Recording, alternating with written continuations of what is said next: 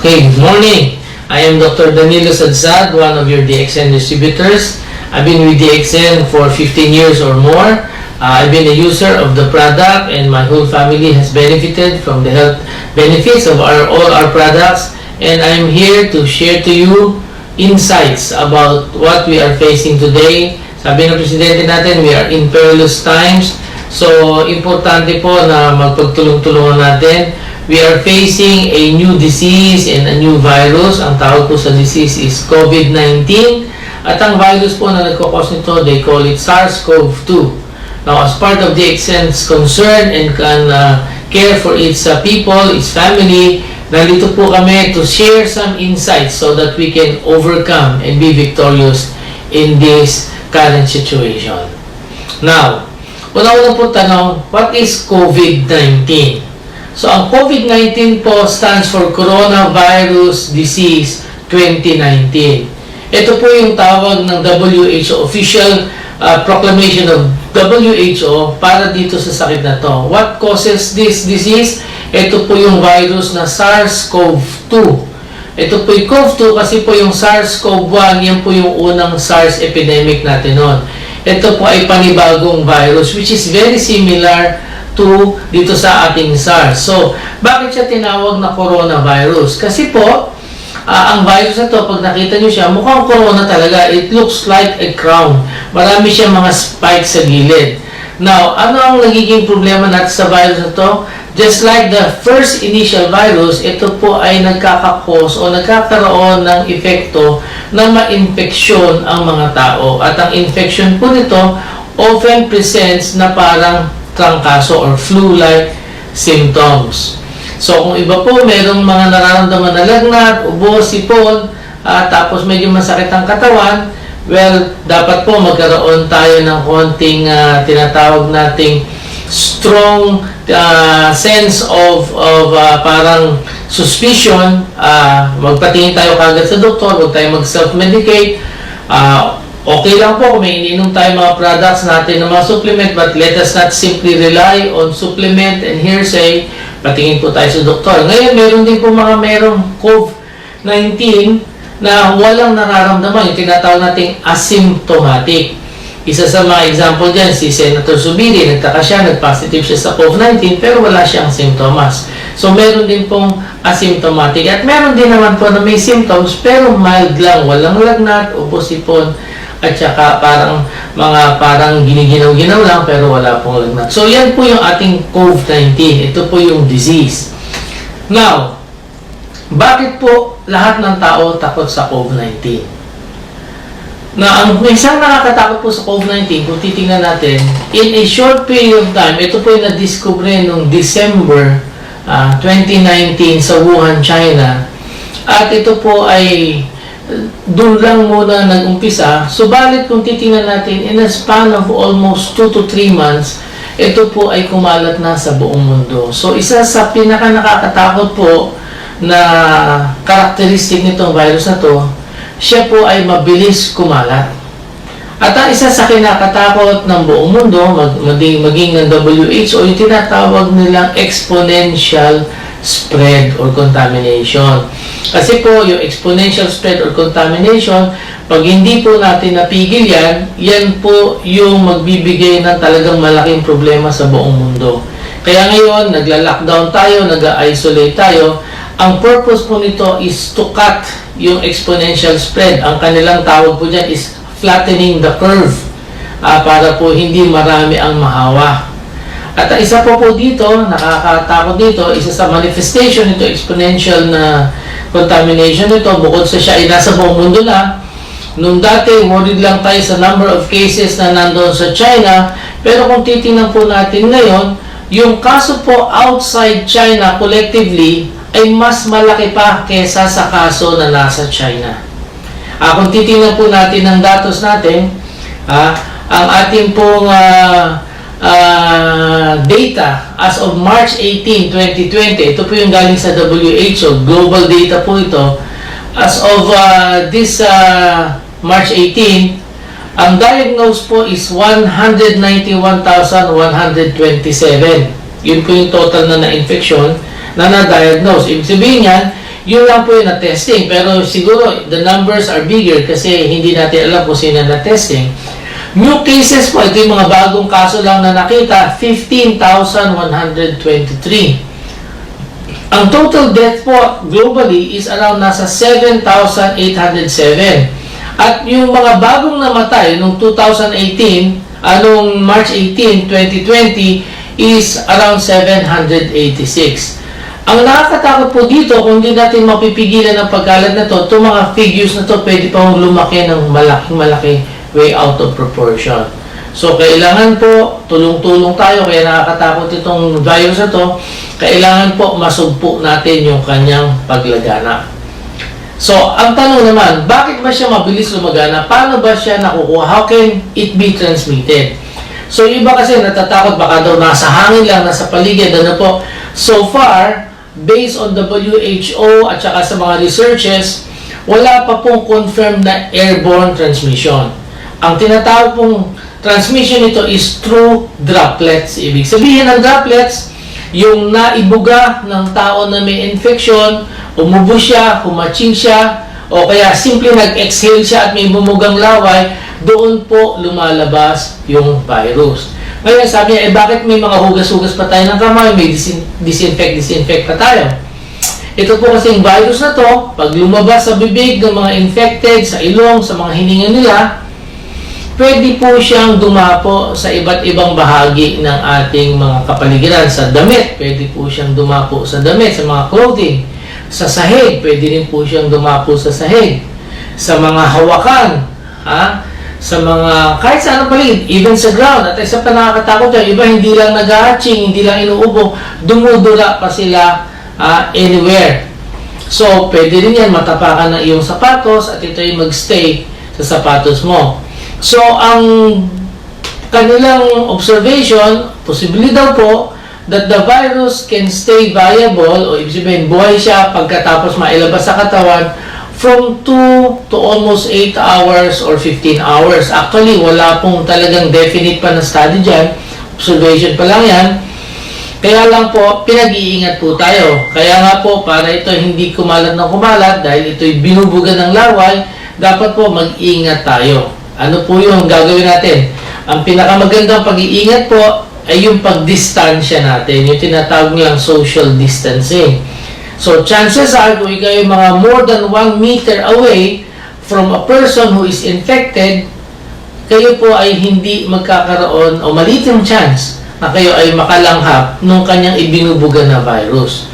Ngayon ang tanong, paano mo malalaman kung yung katabi mo ay infected o hindi? Unless po siya yung talagang may grabing sakit na, hindi mo po malalaman. Kasi may mga tao na nakakuha na ng virus pero wala pa po siyang nararamdaman.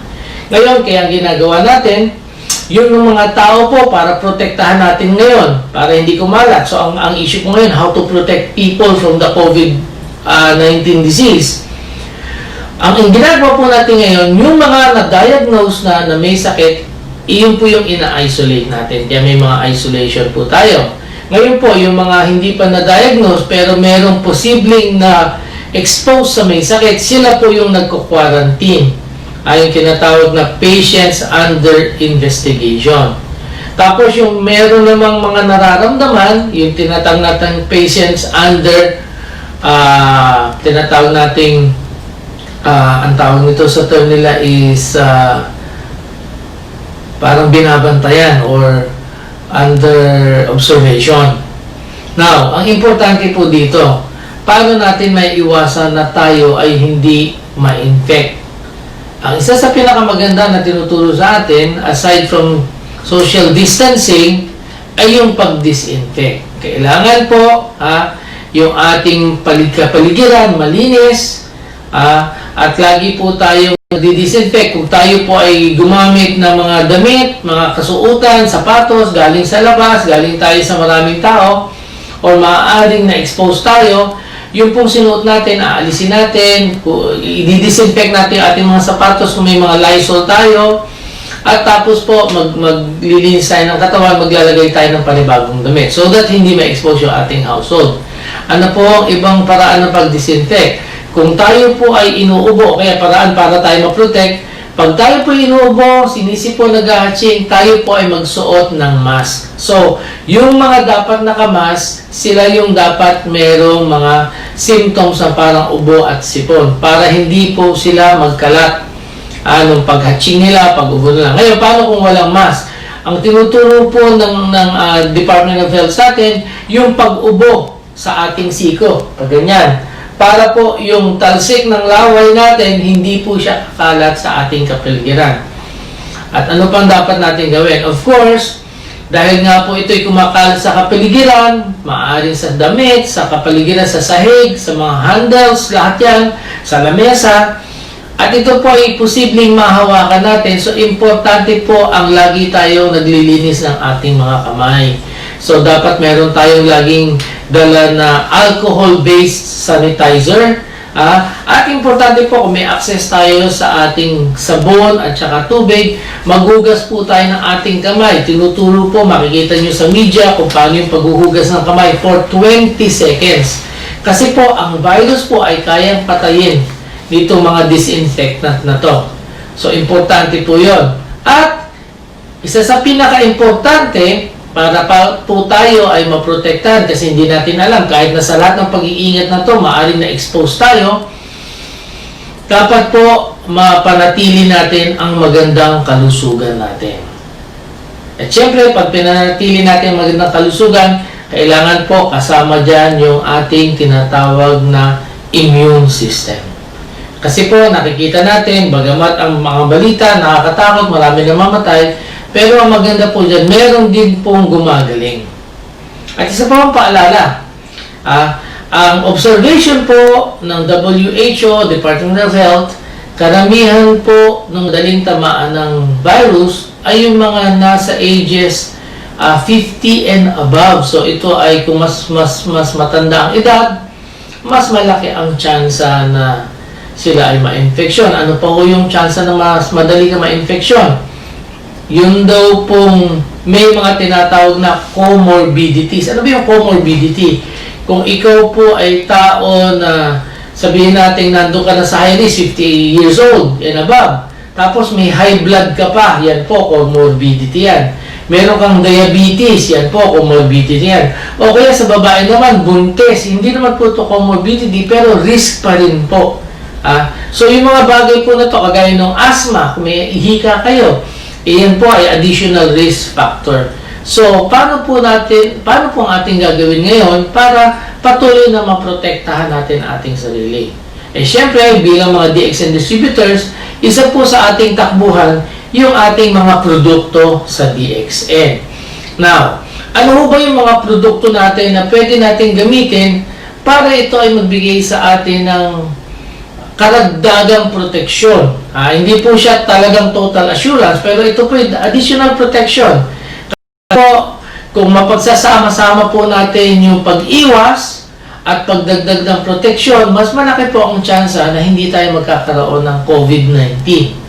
Now, sa mga products po for our immune system, palakasin natin immune system, ang pinakamaganda pong product natin, ang ating pinaka-flagship, of course, ang RGGL po natin, Reshigano at Ganocilium natin, tayo po ay dapat umiinom nito on a regular basis.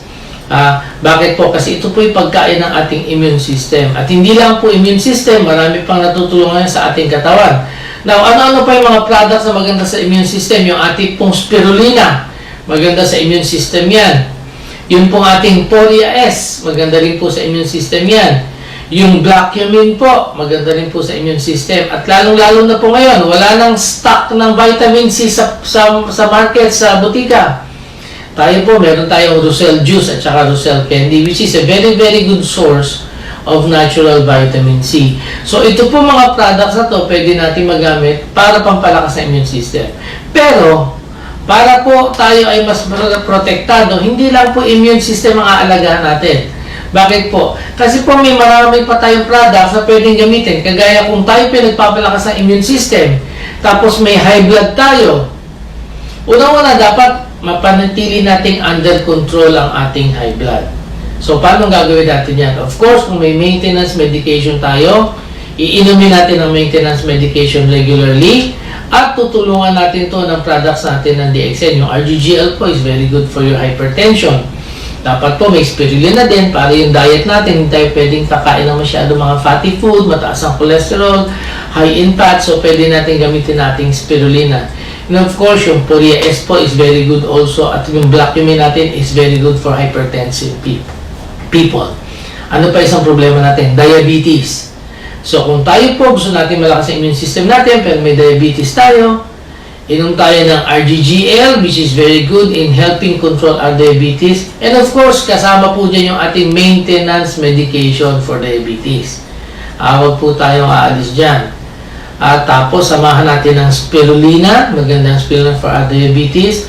Ano po yung magandang product? Meron po tayo isang magandang product which is very, very effective para pagtulong na control ng diabetes. Kasama ito sa tinatawag nilang King of Bitters, yung mapapait. Ito po yung ating Andro-G. So, Andro-G po is very good. Hindi lang ito nakakatulong sa immune system. Kung kayo po ay diabetic, then you can use this to help control your blood sugar. Ano pa ho, kung may asthma tayo, may hika tayo. So, pwede natin gamitin dyan yung RGGL natin, pangtulong para sa ating asthma. And of course,